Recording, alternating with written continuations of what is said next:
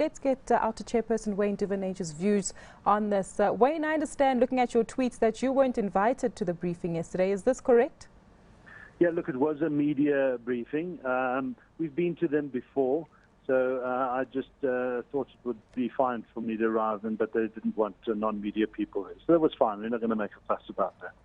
Maybe let's make a fuss about your reaction then to some of the sentiments shared by David Makura, saying that the current model is unsustainable. What do you say? Oh, yes, absolutely. We've been saying that since for the last 3 years. In fact, that's what we went to court about, to get a judicial review on what we saw was an unworkable situation and process and system that SANRAL was trying to force upon society, plus the fact that we believe it's being introduced unlawfully because of the lack of consultation, the very consultation that was necessary in order to prevent this type of problem happening. So we had hoped that government had listened long ago, before a year ago, when they eventually said no, they wanted to go ahead and launch. So we said, well then, go ahead and launch and let's see what happens. And what has transpired is a very inefficient system, fraught with errors, fraught with a cumbersome process and administration, and then what you have is non-compliance because people refuse to accept something that is irrational, doesn't make sense, is not in the best interest of society. And so you have compliance at 30% on a user-pay system, which needs, around the world, these systems only work when they've got 90% plus. When you get down to 80%, it starts to collapse. And we didn't even reach 45% at its peak in the middle of the year. It's now down to 30%. So you feel vindicated? No, absolutely, absolutely. But what our concern is that now the panel is recommending a hybrid system, which still largely includes e-tolls. We're saying, but you're not listening to your own input and your own advice that you're giving yourself around how inefficient and unworkable the system is. It should be set aside. And what frustrates us is that the fuel levy, which is currently government policy anyway, where drivers of vehicles are taxed through the fuel levy, that'll currently raise 50 billion rand this year, and Treasury then hands some of that money back to SANRAL and says, yeah, fix and build roads. SANRAL also gets revenue from the other toll projects. Now, this is not a commoditized product, roads. This is capital, this is infrastructure, social and economic infrastructure that you and I need to travel on every day to get to and from work and places of worship and sports and schools and recreation. So that's what you pay taxes for. We cannot understand why government doesn't use that fuel levy for this project. It really is 2 billion rand a year. And if the pot is really dry, we've said up that fuel levy by 10 cents and you'll get the 2.2 billion rand you need to pay off those bonds over the next 20 years. We've had a lovely opportunity to do so over the last fuel reduction periods over the last 3 months, ample opportunity to do it, and they still refuse to look at that option as the most efficient one to apply. What do you make of the issue of flat rates, Wayne?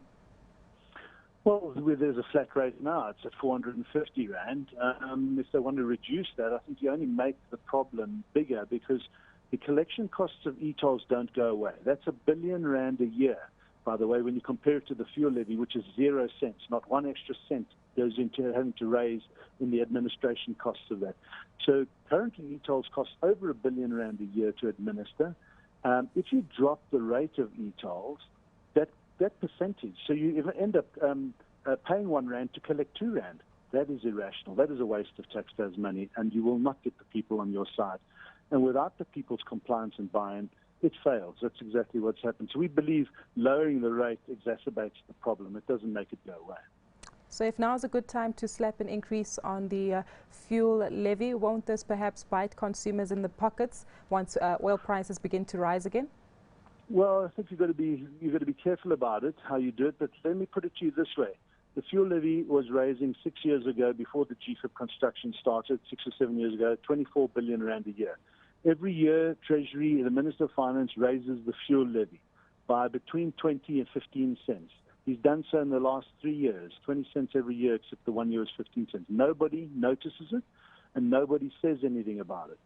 So in this coming tax year in February, the Minister of Finance, I can guarantee you, next month is going to raise the fuel levy by 25 to 30 cents. And nobody's going to bat an eyelid. And if he raised that fuel levy by 35 cents, what's the problem? In fact, here we have got used to this lovely reduction in fuel. In fact, Magnus Haystack was suggesting, and probably wisely so, this is the time to possibly even hold back a whole rand of those reductions, because we are in trouble as a nation. We've got energy crises which we need to fund. We've got this e-toll problem which to set aside, and that money could have been put to good use, obviously with all stakeholder improvement. I'm not saying it's that easy. We've got big socioeconomic problems and issues we've got to face. But I think those are the things we need to look at. E-tolling is a 10-cent a litre issue. Fuel prices dropped over 2 rand in the last 3 months, and it's dropping next month.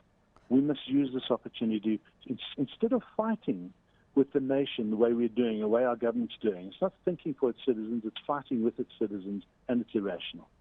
But just on the fuel levy, what about the reaction from non-Gauteng residents? Well, our simple response to that is Gauteng pumps into national fiscus just under 400 billion rand a year. It uses only a quarter of that, about 90 billion rand. So we really are funding the rest of the country's roads, clinics, schools. Well, I don't travel on the road to Mafeking. I don't travel between PE and East London. Those roads aren't tolled. The road from Mngeni and Durban to the airports and places like that, Mhlongo Rocks down to Mabeni, they're not tolled. But we have no problem with the fact that we contribute to those roads. I think what we need to understand is Gauteng's freeway system are not Gauteng's roads. They are South Africa's roads. Everybody in the country benefits from the traffic and the goods that get to and from markets on Gauteng's freeways. So to look at it in an isolated and insular fashion like this is really blinkers on, and it's not doing us any good. Wayne, thank you so much for your insights today.